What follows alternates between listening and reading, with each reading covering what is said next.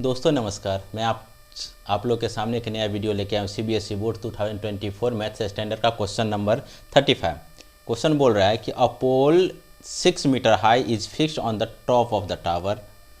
The angle of elevation of top of the pole observe from the point P on the ground is 60 degree and the angle of depression of point P from the top of the tower is 45 degree. Find the height of the tower and distance of point P from the foot of the tower. Use करना है √3 = 1.73। देखते हैं question है। बोल रहा है कि एक पोल है जो 6 मीटर हाई है। चलिए एक पोल हमने ले लिया यहाँ से यहाँ, ये 6 मीटर का ये हाई ले लिया पोल। ठीक है, तो ये हाइट हो गया, हाइट ऑफ पोल 6 मीटर। आगे कह रहा है on the top of the tower, एक टावर हमने ले लिया, ये हमने टावर ले लिया। ठीक है, टावर जिसकी हाइट जो है हमने h मान लिया।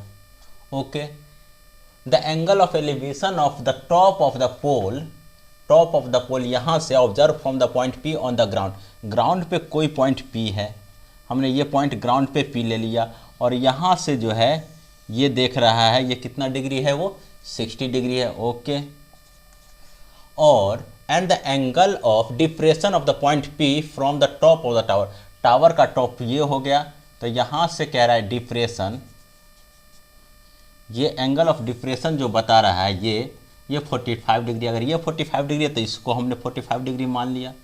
ठीक है, तो find the height of the tower h का वैल्यू निकालना है and the distance from the point, और ये इसको अगर डिस्टेंस को हमने x माना तो x निकालना है। ठीक है, तो अब हम वैल्यू पुट करते हैं, ये a मान लेते हैं, ये b मान लेते हैं और ये c मान लेते हैं। तो पहले लेते हैं इन ट्रायंगल BPA में, ये तो 90 डिग्री है। इन ट्रायंगल BPA तो P और B, ये P हो गया हमारे पास परपेंडिकुलर और ये हमारे पास B हो गया बेस। तो P/B का रिलेशन होता है tan थीटा में, तो tan 45 degree equals to P/B, और P का वैल्यू हमारे पास AB दे रखा है और B का वैल्यू हमारे पास AP दे रखा है। तो tan 45 डिग्री का वैल्यू 1 होता है और AB का वैल्यू हमने h माना और B का वैल्यू x माना। तो बाय क्रॉस मल्टीप्लिकेशन अगर हम करेंगे तो x = h हो गया, ये इक्वेशन 1 मान लिया। अब जो हमारे पास टावर का हाइट होगा वही हमारे पास डिस्टेंस भी होगा, दोनों का आंसर सेम आएगा। अब आते हैं, देखते हैं अगेन इन ट्रायंगल CPA में, CPA tan 60 डिग्री वही P/B, और यहाँ पे हाइट जो है ये भी हाइट हो जाएगा और ये पूरा हाइट हो जाएगा। कहने का मतलब यहाँ पे h हाइट है और इधर 6 है, तो ये पूरा हाइट हो जाएगा। तो यहाँ पे हम लिखेंगे AC/AP। tan 60 डिग्री का वैल्यू होता है √3 = AC का वैल्यू हमारे पास h + 6 हो गया और AP का वैल्यू हमारे पास x है। तो ये भी बाय क्रॉस मल्टीप्लिकेशन कर लेंगे,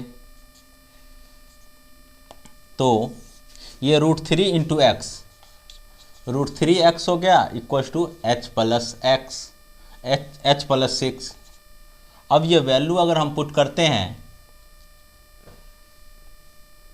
h = x इक्वेशन फर्स्ट में, तो ये √3x = क्या दे रखा है, h है, तो ये h ले लेते हैं और ये प्लस है तो इधर आने के बाद ये माइनस हो जाएगा h।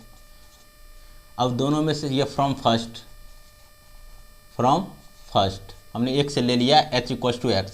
अब ये दोनों में से h कॉमन अगर हम ले लेंगे तो यहाँ बच जाएगा √3 - 1 और ये 6 हो गया, तो h = 6 अपॉन में √3 - 1 रेशनलाइज कर देते हैं, √3 + 1 और √3 + 1, तो h = 6 × √3 + 1 अपॉन में ये √3 का स्क्वायर - 1 का स्क्वायर, √3 से ये रूट से स्क्वायर कट गया तो h का वैल्यू हो गया 6 × √3 + 1 अपॉन में 3 - 1 2 3 जा।